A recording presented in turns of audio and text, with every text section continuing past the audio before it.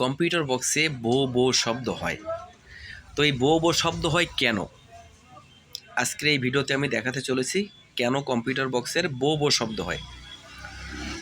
তো বন্ধুরা দেখেন, এটা 3 আইসির একটা কম্পিউটার বক্স, 2030 আইসি। তো আমি এটাতে লাইন দিলাম, লাইন দেওয়ার পরে বো বো শব্দ হচ্ছে। দেখেন বক্সটা কিন্তু বো বো শব্দ হচ্ছে এবং সিরিজ লাইনের অবস্থা দেখেন। সিরিজ লাইনটার একটু দেখেন, সিরিজ লাইনটা ফুল গ্লোয়িং। এদিকে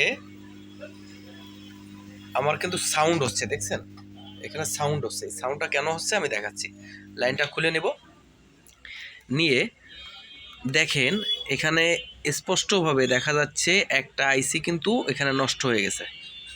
একটা আইসি নষ্ট হয়ে গেছে এবং একটা রেজিস্ট্যান্স দেখেন, একটা রেজিস্ট্যান্সও কিন্তু নষ্ট হওয়ার পথে। হেভি লোড পড়ছে, এটা হেভি লোড পড়ছে। তো এটা যদি আপনাকে সমাধান করতে হয় তাহলে কিন্তু সরাসরি এই আইসিটাকে আগে আপনাকে চেঞ্জ করতে হবে। এই আইসিটা কিসের, কোন জায়গার আইসি এটা দেখতে হবে। এটা কি বেজের নাকি আউটপুটের? তো এখানে আপনি ভালো করে তাকালে বুঝতে পারবেন যে এটা কিন্তু বেজ অপশানের আইসিটা পুড়ে গেছে।